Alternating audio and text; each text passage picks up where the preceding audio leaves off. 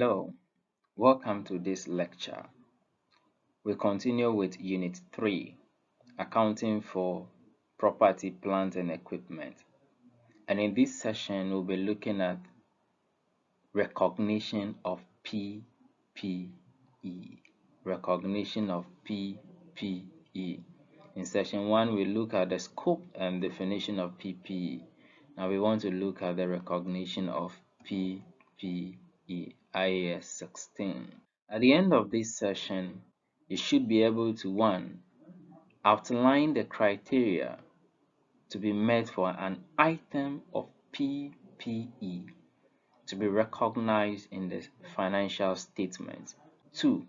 Explain how to incorporate component parts, major inspections, as well as safety and environmental equipment. So these are the two main objectives that you must target to achieve at the end of this session. Recognition of PPE. The cost of an item of property, plant, and equipment shall be recognized as an asset if and only if, the emphasis is if and only if these two conditions are met. A. It is probable that future economic benefit associated with the item will flow to the entity. So there is a possibility that this item will generate future economic inflows to the entity. And B, the cost of the item can be measured reliably. So the item that is generating or is going to generate future economic benefit, can its cost be measured reliably? If yes, then you can recognize that item as an asset in your books.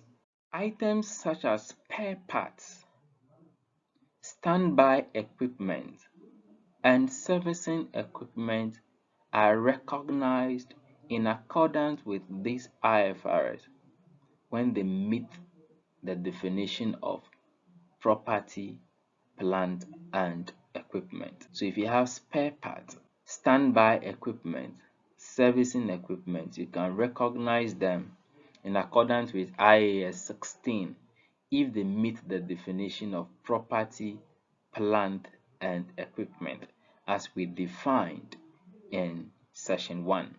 Otherwise, such items are classified as inventory. And we know what inventories are. It is expected that you dispose or you sell the inventories within 1 year. So they are current, they are short term. But the PP we are looking out for, remember the definition, we said that it has to have more than one period, one accounting period. That is when we can classify them as PP, non-current assets. We want to look at safety and environmental equipment. Safety and environmental equipment. Now, safety and environmental equipment, they qualify for recognition when they enable the entity to obtain future economic benefits from related assets in excess of those it would obtain otherwise.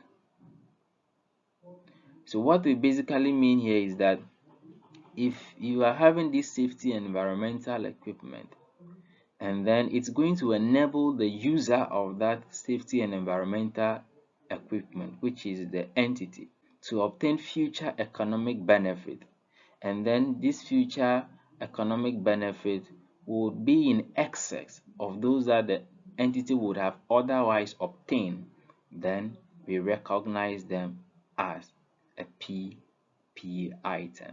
The recognition will only be to the extent that the carrying amount of the asset and the related asset does not exceed the total recoverable amount of these assets.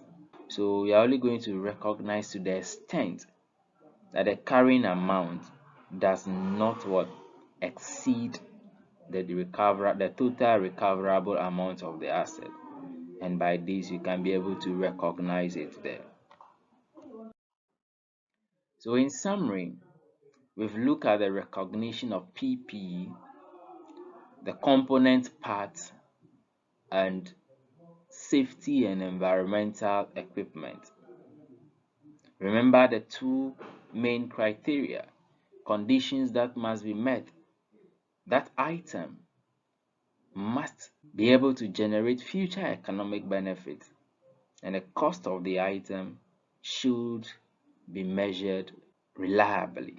And if the thing also meet the definition of PPE, we cannot recognize them in the books. Thank you and see you in the next session.